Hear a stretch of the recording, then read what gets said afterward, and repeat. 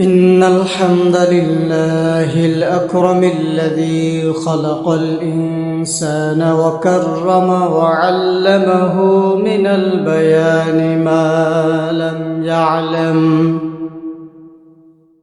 فسبحان الذي لا يحصى امتنانه باللسان ولا بالقلم نشهد أن لا إله إلا الله وحده لا شريك له ونشهد أن سيدنا وحبيبنا ومولانا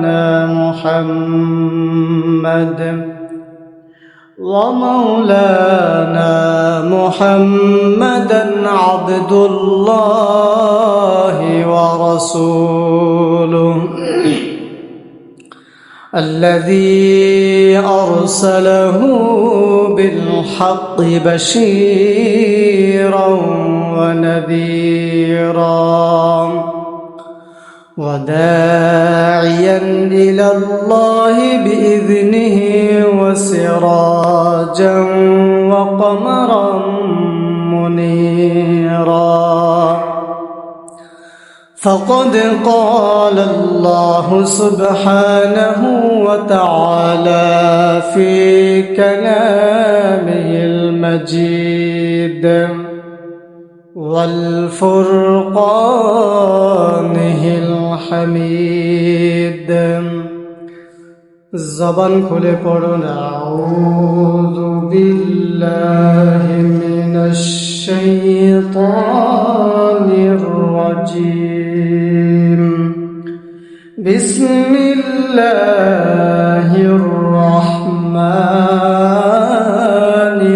রহিম الذين يبلغون رسالات الله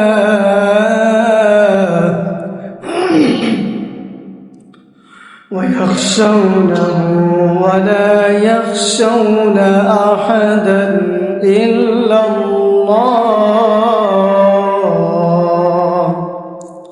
صدقت يا ربنا قال رسول الله صلى الله عليه وسلم أفضل الجهاد كلمة حق عند سلطان جائر سنن النسائي وقال الله تعالى في شان رسوله مخبرا وآمرا إن الله وملائكته يصلون على النبي يا أيها الذين آمنوا صلوا عليه وسلموا تسليما اللهم صل على مولانا محمد وعلى آل سيدنا مولانا زبان খুলে محبت شهد পড়ি اللهم صل على سيدنا مولانا محمد وعلى آل سيدنا مولانا কত ব্যথা কত ভাবে সয়েছ যে তুমি তোমারি খুনে লাল তায়েফের ভূমি কত ব্যথা কত ভাবে সয়েছ যে তুমি তোমারি খুনে লাল তায়েফের ভূমি ফেরেশতা এসে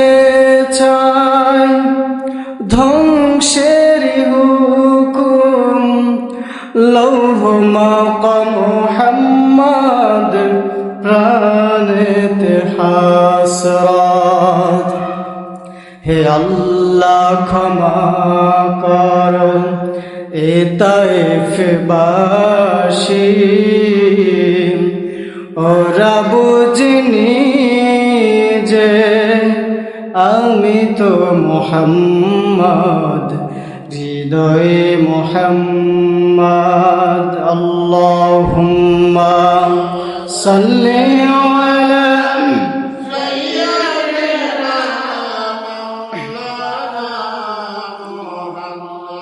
وعلى آل سيدنا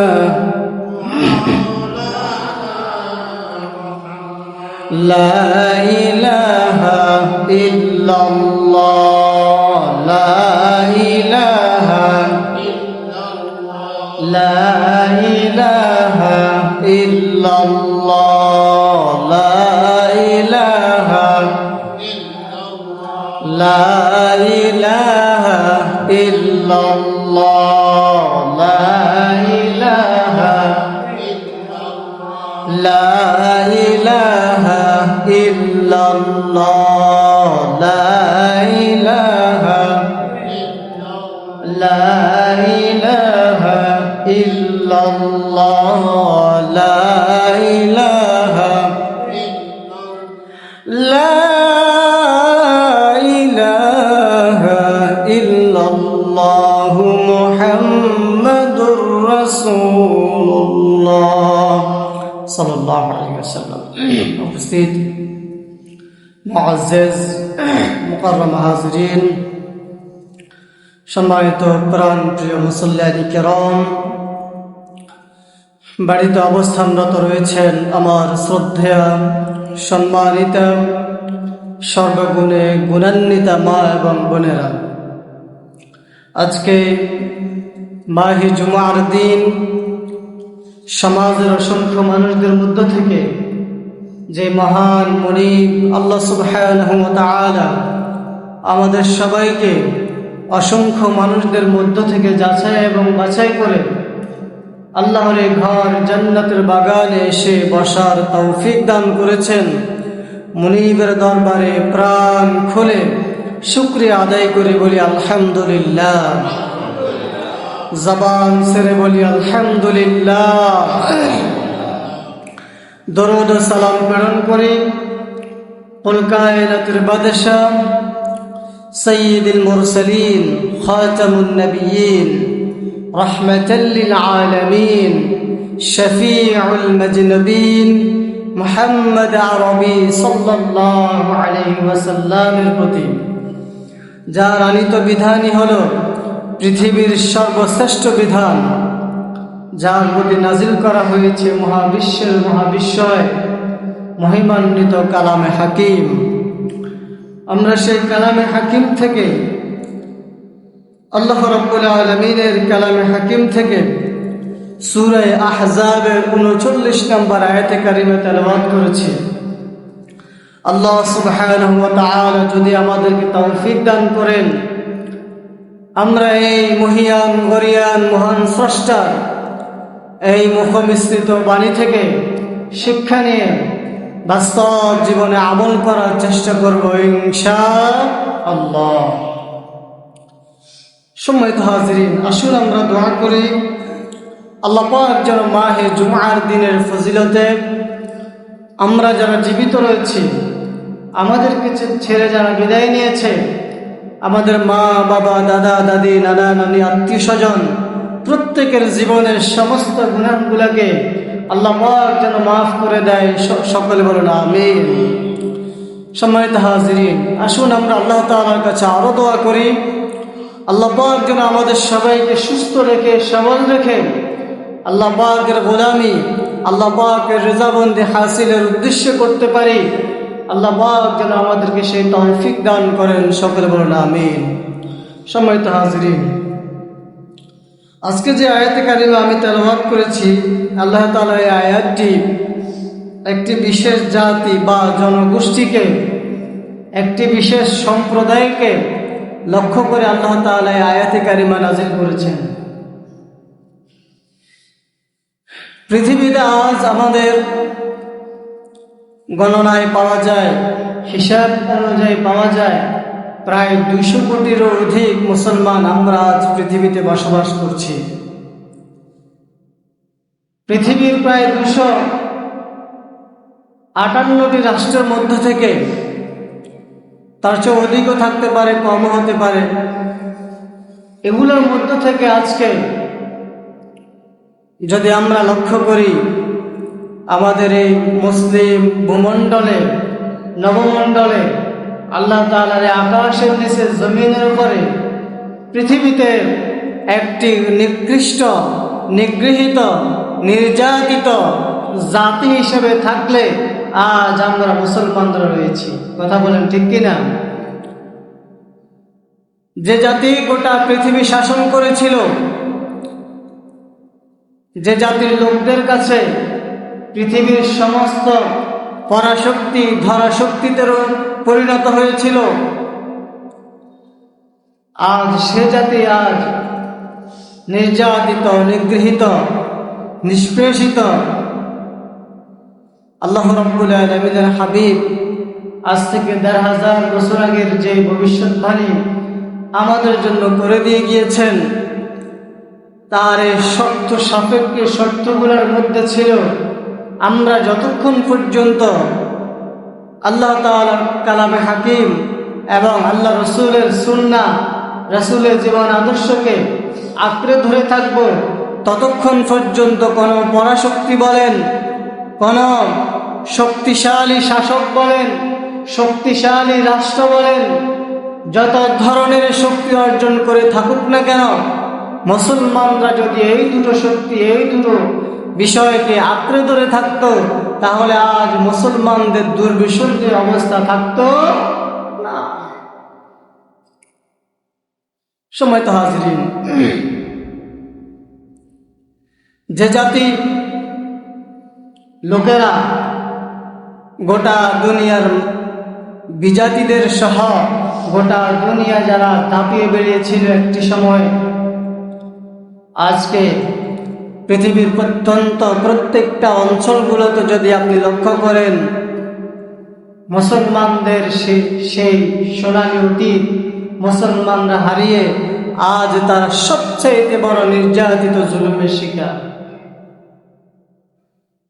সম্মানিত হাজিরিন, আমরা যখন থেকেই বাঁচার উদ্দেশ্যে আল্লাহ তাআলার দেয়া হুকুম, আল্লাহ তাআলার দেয়া বিধান, আল্লাহ তাআলার দেয়া সংগ্রাম, আল্লাহ তাআলার দেয়া নৈতিকতা, আদর্শকে ভুলে গিয়ে যখন থেকে আমরা নিজেরা বেছে বাছি, নিজেরা কিভাবে বাঁচতে পারি এই ধান্দায় নিয়োজিত হয়েছি, ঠিক তখন থেকেই আমাদের উপরে এই স্বৈরতন্ত্রগুলো চাপিয়ে বসেছে। সম্মানিত হাজিরিন, জালিমরা জানেন, পৃথিবীর সমস্ত বেদিন, নাস্তিক, মুরতাদ, কাফের, মুশরিকরা, ফাসিক, ফুজ্জাররা জানে মুসলমানদেরকে কিভাবে পরাজিত করার জন্য কি অস্ত্র তারা ব্যবহার করবে। এটি কোনো গোলা বারুদের অস্ত্র নয়, এটি কোনো কামানের অস্ত্র নয়, এটি কোনো পরমাণু শক্তি নয়, এটি এমন একটি শক্তি তারা ব্যবহার করেছে যে শক্তি আজ মুসলমানদের ঘরগুলোকে, মুসলমানদের সমাজগুলোকে, মুসলমানদের ঐক্যবদ্ধতাকে ভেঙে টুকরো টুকরো করে ফেলেছে। আর সেটি হলো একে অপরের মধ্যে বিভেদ, একে অপরের মধ্যে বিচ্ছেদ, একে অপরের প্রতি হিংসা, একে অপরের প্রতি কাদা ছুঁড়াছুড়ি। এটাই হলো ইহুদি খ্রিস্টানদের সবচেয়ে বড় অস্ত্র, আর এটাই আজকে আমরা মুসলমানরা করে বেড়াচ্ছি। সম্মানিত হাজিরিন, যে সময়ে ইহুদি খ্রিস্টানরা, বেদিন, মুশরিকরা, কাফের, ফুজ্জাররা, যে সময়ে তারা পরমাণু শক্তি অর্জন করে মুসলমানদের গাড়ির উপরে মুসলমানদেরকে ধ্বংস করার জন্য, মুসলমানদেরকে নাস্তানাবুদ করার জন্য প্রস্তুত হয়ে আছে, সেই সময় আমরা মুসলমানরা কে ফাসিক, কে কাফের, কে ওয়াহাবি, কে সুন্নি, কে লামাযহাবি, কার আকীদা খারাপ, কে আহলে হাদিস, এগুলো নিয়ে আমরা ব্যস্ত হয়ে পড়েছি। আজকে ছোট্ট একটি উদাহরণ উপস্থাপন করছি। সম্মানিত উপস্থিতি, মঙ্গল বাহিনীর নাম শুনেছেন? মঙ্গলদের নাম শুনেছিলেন আপনারা? ইতিহাসের এক সময় এই মঙ্গল সাম্রাজ্য গোটা দুনিয়া যারা একটা সময় শাসন করেছিল, যাদের নাম শুনলে পর্যন্ত একটা সময়ে মাটি পর্যন্ত থরথর করে কাঁপত, মাটি কাফনের মধ্যে তারা মাটি পর্যন্ত প্রকাশ করত মঙ্গল বাহিনীর চেয়ে দুর্ধর্ষ সহিংসতা, কত ধরনের, কত নির্মূলভাবে তারা মানুষের উপর জুলুম নিষ্কাশন করত। সম্মানিত হাজিরিন, ইরাকের বাগদাদ আজকের যে অবস্থান, সেখানে হালাকু খান, যেহেতু সময় সংক্ষেপ আমি বাড়ি বলতে পারছি না, সংক্ষেপে বলছি। মঙ্গল কমান্ডার হালাকু খান যখন ইরাকের বাগদাদে, যেই সময় আমাদের মুসলমানরা হাজার হাজার সাহিত্যিক, হাজার হাজার বিজ্ঞানিক, হাজার হাজার স্কলার যেই সময়ে বাগদাদে অবস্থান করছিল, সেই সময় তাদের মধ্যে ছিল, এই সূত্রপাত বলার আগে একটি সূত্রপাত বলছি। হানাফি মাযহাব, শাফি মাযহাব, মালিক মাযহাব, হাম্বলি মাযহাব, এই চারটি মাযহাব হলো হক। চারটি মাযহাব হকের উপরে রয়েছে, কিন্তু চারটি মাযহাব হক এটা একটি সূত্রে সত্য। এই সত্যটাকে একটি পর্যায়ে আমরা বিভক্তি পর্যায়ে নিয়ে এসেছিলাম। ও শাফি, ওর আনুগত্য করা যাবে না। ও হানাফি, ওর অনুসরণ করা যাবে না। ও মালিকি, ওর অনুসরণ করা যাবে না। ও হাম্বালি, ওর অনুসরণ করা যাবে না। তৎকালীন সময়ে বাগদাদে এই সিলসিলাটাই চলছিল, এই দ্বিধাদ্বন্দ্বটাই চলছিল, এই ফেরকাটাই চলছিল। কোন কোন সূত্র বলে প্রায় 90,000 সেদিন বাগদাদের লাইব্রেরি সহ 90,000 আলেম ওলামাদেরকে সেদিন মঙ্গল বাহিনী হামলা করে পৃথিবীর জমিন থেকে বিদায় করে দিয়েছিল। পশ্চিমাদের একটি সূত্র বলে 90,000 থেকে এটি প্রায় 10 লক্ষ পর্যন্ত হতে পারে। যারা সেখানের বাসিন্দা ছিল, যারা সেখানে বসবাসরত মুসলিম গায়রে মুসলিম ছিল, তাদেরকেও এই দুর্ধর্ষ মুসলিম মঙ্গল বাহিনী ছাড় দেন নাই।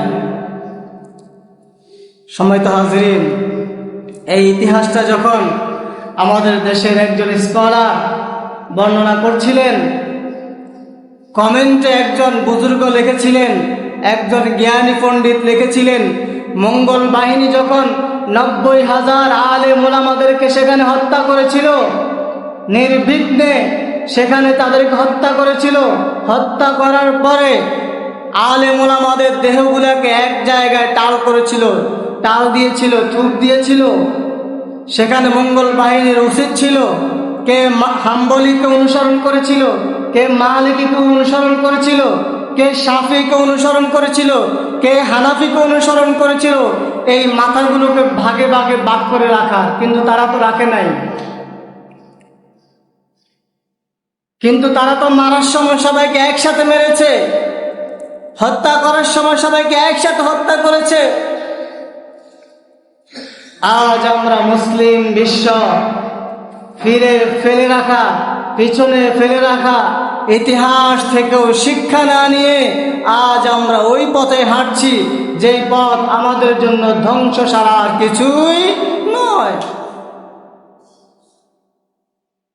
সম্মানিত হাজিরিন, আল্লাহ তাআলা বলেন, আল্লাযীনা ইউবাল্লিগুনা রিসালাতিল্লাহি ওয়া ইয়াখশাউনাহু ওয়া লা ইয়াখশাউনা আহাদান ইল্লাল্লাহ। যে উম্মতের আলেমদের ব্যাপারে আল্লাহ তাআলা বলেন, যে উম্মতের আলেমদের ব্যাপারে আল্লাহ তাআলা স্বয়ং নিজেই সার্টিফিকেট দায়ের করেন যে তারা একমাত্র আল্লাহকে ভয় করে কাজ করে, আল্লাহর ভয় তাদের অন্তরে লালন করে, আল্লাহকে খুশি করার জন্য তারা কাজ করে, আল্লাহর দ্বীনকে প্রতিষ্ঠার জন্য তাদের জীবন উৎসর্গ করে, সেই উম্মতের আলেমরা যখন দেখবে একে অপরের প্রতি কাদা ছুড়াছুড়ি করছে, আল্লাহ রাসূল সাল্লাল্লাহু আলাইহি ওয়াসাল্লাম বলেন, যখন দেখবে তাদের মধ্যে কাদা ছুড়াছুড়ি চলছে, তখন ওই জাতির আলেমদের কাছ থেকে আর ওই জাতি কোনো ভালো কিছু শিক্ষা নিতে পারে না। সম্মানিত হাজিরিন, আল্লাহ রাসূল সাল্লাল্লাহু আলাইহি ওয়াসাল্লাম আলেমদের ব্যাপারে তিনটি ভাগ করেছিলেন। উলামায়ে কেরামদের ব্যাপারে তিনটি ধারণা আমাদেরকে দিয়েছিলেন। এই তিনটি ধারণাকে সামারাইজ করে যদি উপস্থাপন করা যায়, তার মধ্যে 1 নম্বরে বর্তমানে পাওয়া যায় দরবারি আলেম, 2 নম্বরে পাওয়া যায় রাষ্ট্রীয় আলেম, 3 নম্বরে পাওয়া যায় কোনো দরবারের দিকে, কোনো রাষ্ট্রের দিকে, কোনো ব্যক্তির স্বার্থের দিকে তাকায় না, তারা তাকায় শুধু ইসলাম এবং আল্লাহর স্বার্থের দিকে।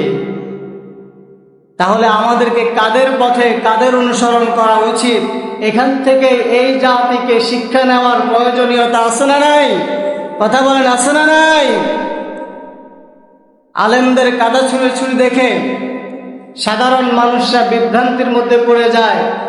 অনেকে প্রশ্ন করে বসে, জিজ্ঞাসা করে বসে, হুজুর আপনারাই তো একদল, আরেক দলের এটা বলেন ওটা বলেন, এখন আমরা কার পিছনে অনুসরণ করব? আমরা কার পিছনে হাঁটবো? কি বলেন, কি বলেন না? কথা বলেন। এই সমাধান দিয়ে দিয়েছেন আল্লাহ তাআলা। এই সমাধান কে দিয়েছেন? আল্লাহ। যেই সমস্ত আলেমদের অন্তরে ভয় রয়েছে, যারা একমাত্র নিজের স্বার্থ, দলীয় স্বার্থ এবং কি ব্যক্তিগত স্বার্থের দিকে না তাকিয়ে কথা বলে, এই উম্মতের, এই জাতি, তাদের পিছনে অনুকরণ করার প্রয়োজনীয়তা আছে না নাই? সম্মানিত হাজিরিন, আলেমরা যখন এই ধরনের বিভ্রান্তিগুলো ছড়ায়, সাধারণ মানুষদের মধ্যে, সাধারণ জাতি জনগোষ্ঠীর মধ্যে একটি বিশ্বাস যোগায় যে সে একজন আলেম, তার মুখে দাড়ি আছে, টুপি আছে, রাসূল আরবি সাল্লাল্লাহু আলাইহি ওয়াসাল্লামের সুন্নাহ আছে, তাহলে সে যেটা বলছে মনে হয় এটাই সঠিক, মনে হয় কি এটাই সঠিক, এজন্য আমরা ওর কথাও বিশ্বাস করছি। সুলতান সালাহউদ্দিন আইয়ুবীর গল্প শুনেছিলেন, কথা শুনেছিলেন। একদিনে 3000 আলেমের মাথা গর্দান তিনি নামিয়ে ফেলেছিলেন। সুলতান সালাহউদ্দিন আইয়ুবী, যিনি বাইতুল মুকাদ্দাস বিজয় করেছিলেন, ইহুদি এবং খ্রিস্টানদের কবজা থেকে বাইতুল মুকাদ্দাসকে যিনি বিজয় করেছিলেন, ছিনিয়ে নিয়েছিলেন। সম্মানিত হাজিরিন, এমন একজন বিজয়ী বীর, তিনি যখন প্রায় 3700-র অধিক 3000 আলেমের গর্দান নিয়েছিল, তখন আমরা আপনারা যারা ছিল আর কি ওই যুগে, যারা সমালোচনা করেছিলাম যে আলেমদেরকে হত্যা করা এটা বৈধ হয়নি, কিন্তু তিনি যে ফিলিস্তিন পেশ করেছিলেন জাতির সামনে, জাতি তখন হতবাক হয়েছিলেন। এই আলেমগুলাই আলেমের বেশ লাগিয়ে, আলেমের লেবাস লাগিয়ে জাতিকে ইহুদি এবং খ্রিস্টানদের নিয়ম নীতি জাতির মধ্যে ঢুকিয়ে দিচ্ছে। ইসলামের নিয়ম নীতি বলে জাতির কাছে ইহুদি খ্রিস্টানদের নিয়ম নীতি ঢুকিয়ে দিচ্ছে। সম্মানিত হাজিরিন, আমরা মুসলমানরা খুবই একটা সরল সহজভাবে জীবনযাপন করার চেষ্টা করি। যেই ইসলামের দোহাই দিয়ে কথা বলে আমরা তাকেই বিশ্বাস করতে শুরু করি। কথার আগে পরে দেখতে হবে কোরআন এবং সুন্নাহর দলিল আছে কিনা, কোরআন এবং সুন্নাহর রেফারেন্স আছে কিনা। কোরআন এবং হাদিসের উক্তি আছে কিনা, কথার আগে পরে এটা আমাদেরকে মিলাতে হবে। আর এটা মিলাতে গিয়ে আমাদের ব্যক্তি জীবনটাকে অন্তত পক্ষে আমরা গবেষণার দিকে নিয়োজিত করতে হবে। না হলে আজকের এই ফিতনার যুগে কোনটা সত্য কোনটা মিথ্যা, কোনটা হক কোনটা বাতিল, এটা আমাদেরকে বোঝা খুবই মুশকিল হয়ে যাবে কি না? অন্তত পক্ষে ব্যক্তি জীবনে অন্তত পক্ষে যেটা সত্য যেটা ন্যায় এটা বোঝার জন্য আপনাকে মিনিমাম কোরআনের জ্ঞান হাদিসের জ্ঞান এটা অর্জন করতে হবে। সম্মানিত হাজিরিন, যে ব্যক্তির কোরআন এবং হাদিসের জ্ঞান নেই, যে ব্যক্তির কোরআন এবং হাদিসের ইলম নেই, ইসলামিক স্টাডিজ সম্পর্কে যে ব্যক্তির কোনো জ্ঞান নেই, ওই ব্যক্তির কাছে ইসলামের নাম লাগিয়ে ইসলামের লকব লাগিয়ে যেটাই বলে ওটাই সত্য, ওটাই ইসলাম। কথা বলেন ঠিক কিনা? সম্মানিত হাজিরিন, আল্লাহ তাআলা কোরআনুল কারীমের এক জায়গায় বলেছিলেন, ইয়াফদুন নাসু আলা জামান ফায়ুবতিলুল বাতিল।